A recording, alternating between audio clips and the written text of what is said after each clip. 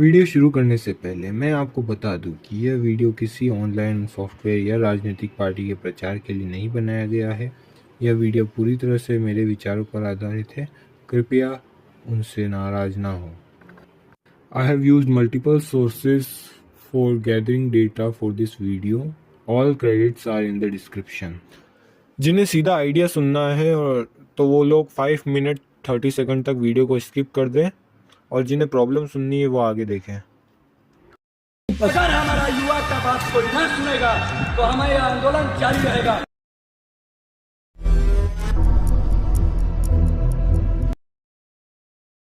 Solution बताने से पहले आपको प्रॉब्लम पता होगी, तभी आप सॉल्यूशन की इम्पोर्टेंस समझोगे। इंडिया में हाल ही में कई सारे प्रोटेस्ट हुए हैं, कभी गवर्नमेंट के किसी नई स्कीम के खिलाफ, कभी किसी की डेथ बाय मर्डर और एक्सीडेंट, या फिर रेप के खिलाफ।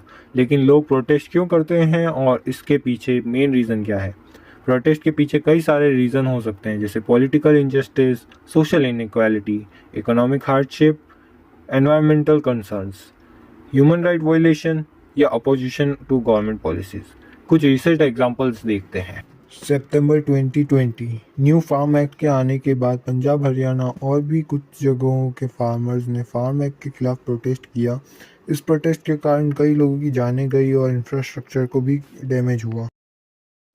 Number 2, porch case. शराब के नशे में धुत 17 साल के नाबालिग ने 200 किलोमीटर प्रति घंटे की रफ्तार से कार दौड़ाकर 2 लोगों की जान ली। The car driver was allegedly drunk. The 2 people on the bike were killed on the spot. जरा सोचिए, 24 साल के एक लड़के और लड़की को कार से कुचलने की सजा ये थी कि 300 शब्दों का निबंध लिखो। 18 मई 2024 को एक 17 साल के लड़के ने अपनी पोर्च से 2 लोगों की जान ले ली। उसकी पनिशमेंट उसे ये मिली कि उसे एक ऐसे लिखना था। बाद में लोगों के प्रोटेस्ट के कारण उसे रिहेबिलिटेशन के लिए भेजा गया। Number 3, Ladakh protest. Today, on the 6th of March, I will be sitting on fast unto death. Ladakh के लोग कई समय से गवर्नमेंट से 6 शेड्यूल की मांग कर रहे हैं because of their cultural difference, and वो लद्दाख के नेचर एंड कल्चर को प्रिजर्व करना चाहते हैं। Number 4, NEET protest.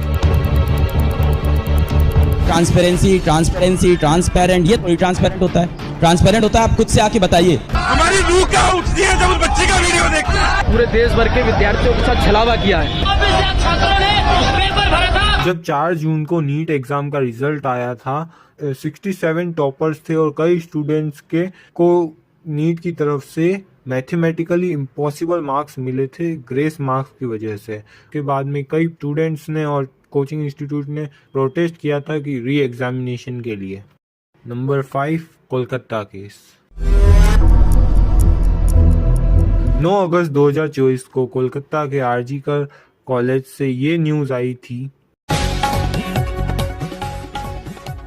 आज तक डिजिटल पर इस वक्त की बड़ी खबर, महिला डॉक्टर का रेप और हत्या का मामला। कोलकाता के सरकारी अस्पताल की घटना, डॉक्टर के साथ रेप के बाद हत्या का आरोप।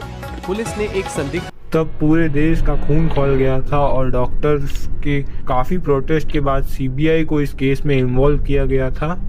इन सभी केसेस एंड प्रोटेस्ट पर यूट्यूब पर डिटेल वीडियो मिल जाएगी, जिनमें सॉल्यूशन, प्रॉब्लम आदि सब अच्छी तरह से समझाए गए हैं। लेकिन इन सॉल्यूशन का इम्प्लीमेंटेशन तभी पॉसिबल है जब गवर्नमेंट और सिटीजन्स के बीच में कम्युनिकेशन आसान हो। यह सभी प्रोटेस्ट इसलिए होते हैं क्योंकि सिटीजन्स को अपनी बात सरकार तक पहुंचाने का कोई दूसरा रास्ता नहीं पता होता। हमारे देश में इतना सेंट्रलाइजेशन है कि अगर आपको कोई भी दिक्कत हो तो आपके इलेक्टेड कैंडिडेट उसके बारे में ज़्यादा कुछ नहीं कर सकते, क्योंकि सारी पावर मिनिस्टर और केंद्र सरकार के पास होती है। और अगर आप लोगों को इनसे कोई काम कराना है तो आप क्या करेंगे? प्रोटेस्ट करके लोगों को जागरूक कर दिया प्रॉब्लम के बारे में, लेकिन फिर भी कोई गारंटी नहीं कि गवर्नमेंट रिस्पॉन्स करेगी। अगर करेगी भी तो न जाने कब तक करेगी। कई बार गवर्नमेंट का रिस्पॉन्स पुलिस भेजना होता है, जिससे प्रोटेस्ट करने वालों को चोट लगने का खतरा होता है। प्रोटेस्ट के कारण पब्लिक प्रॉपर्टी को भी कई बार डैमेज होता है, और कई बार प्रोटेस्ट करने के बावजूद भी गवर्नमेंट का रिस्पॉन्स कोई टेम्परेरी सॉल्यूशन होता है, जिससे प्रॉब्लम का कुछ नहीं होता है। आपने बांग्लादेश और श्रीलंका के प्रोटेस्ट के बारे में सुना ही होगा। जब गवर्नमेंट लीडर अपने आप ही सारे डिसीजन लेते हैं और लोगों की बात नहीं सुनते, तो इस तरीके की सिचुएशंस पैदा होती हैं। लेकिन क्या प्रोटेस्ट ही एकमात्र रास्ता है आपकी बात गवर्नमेंट तक पहुंचाने का? और भी तरीके हैं आपके मैसेज पहुंचाने के, लेकिन उनमें से कोई गारंटी नहीं कि आपका काम कब तक होगा। आपको ये भी नहीं पता होता कि आपका मैसेज किसके पास पहुंचा, उसका क्या रिप्लाई है इस मैसेज के लिए। अब ये वीडियो प्रॉब्लम्स के बारे में बात करने के लिए नहीं बनाई गई है, बल्कि आप प्रॉब्लम्स और उनके इफ़ेक्ट को समझेंगे तभी तो आप सॉल्यूशन के इफ़ेक्ट को भी अच्छी तरह से समझ पाओगे। ये सॉल्यूशन शायद सबसे बेस्ट या इफ़ेक्टिव ना हो, लेकिन मेरे हिसाब से अभी सबसे इजी टू एग्जीक्यूट और रिलायबल सॉल्यूशन है। मैं आगे आने वाली वीडियोस में और भी अलग अलग प्रॉब्लम्स के सॉल्यूशन लाने की कोशिश करूँगा। बस मुझे सभी इंडियंस का सपोर्ट और रिव्यू चाहिए।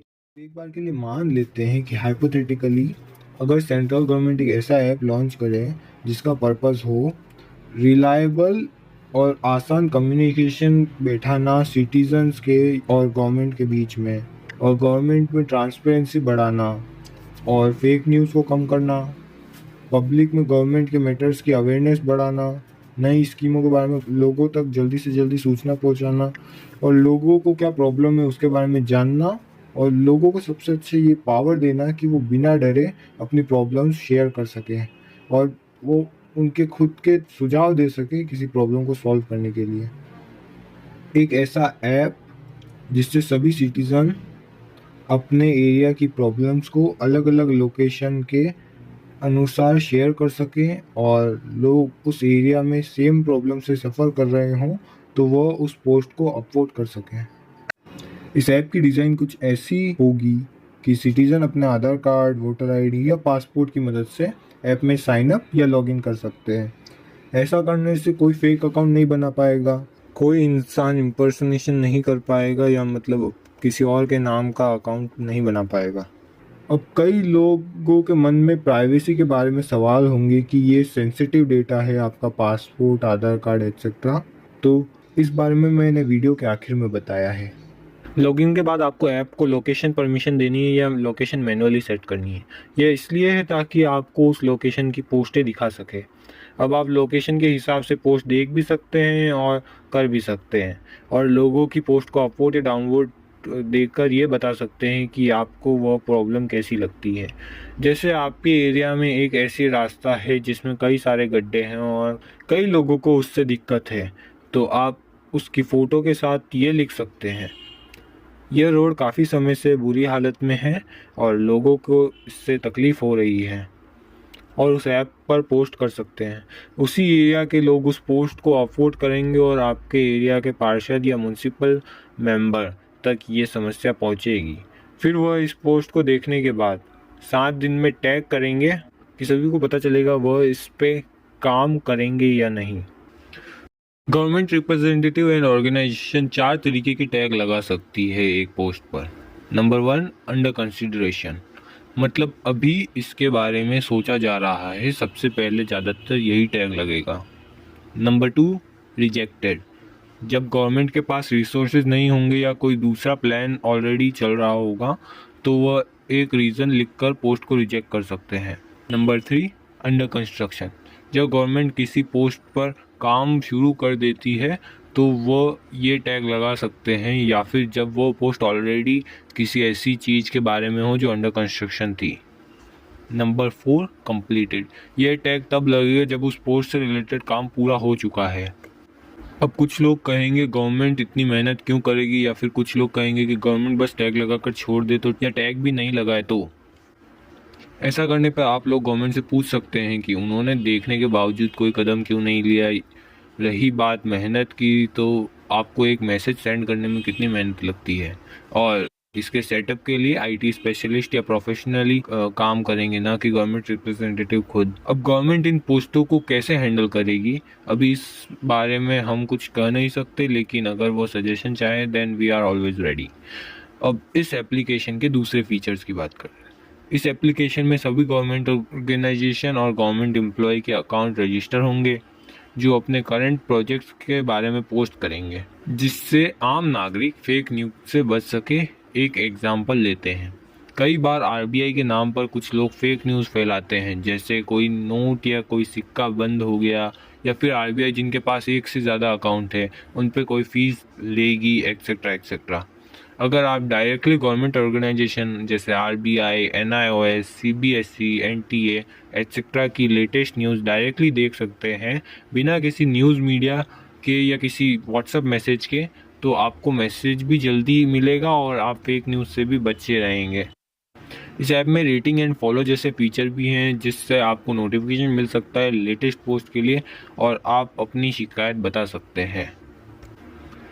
अब हम प्राइवेसी फीचर्स की बात करते हैं। इस ऐप के आइडिया को जब मैंने रेडिट पर पोस्ट किया था, काफ़ी सारे लोगों ने प्राइवेसी रिलेटेड क्वेश्चन पूछे, इसलिए मैंने इन्हें भी स्पेशली ऐड किया है। यह ऐप ओपन सोर्स होगा, जिन्हें नहीं पता उन्हें बता देता हूँ। ओपन सोर्स का मतलब है कि कोई भी उस कोड को एक्सेस कर सकता है, मतलब आप लोग देख सकते हैं कि आपकी प्राइवेसी का कहीं कॉम्प्रोमाइज़ तो नहीं हो रहा है और आप देख सकते हैं कि ऐप किस तरीके से काम करता है और आपको किस तरीके से प्राइवेसी देता है। और अगर आपको ऐप में कोई प्रॉब्लम मिलती है तो आप उसको डायरेक्टली रिपोर्ट कर सकते हैं। इसका दूसरा प्राइवेसी फीचर है एंड टू एंड इंक्रिप्शन। ये तो कई लोगों ने सुना या देखा होगा। इस टेक्निक से जिसमें सर्वर्स आने वाला डेटा और वापस जाने वाला डेटा दोनों इनक्रिप्टेड होता है, जिससे आपके फ़ोन के अलावा किसी को भी नहीं पता होता वो डेटा क्या है। व्हाट्सएप और कई बिग टेक कंपनियां यूज़र डेटा को प्रोटेक्ट करने के लिए इस टेक्निक का यूज़ करती हैं। अगला प्राइवेसी फीचर है टोकन बेस्ड इंटरेक्शन।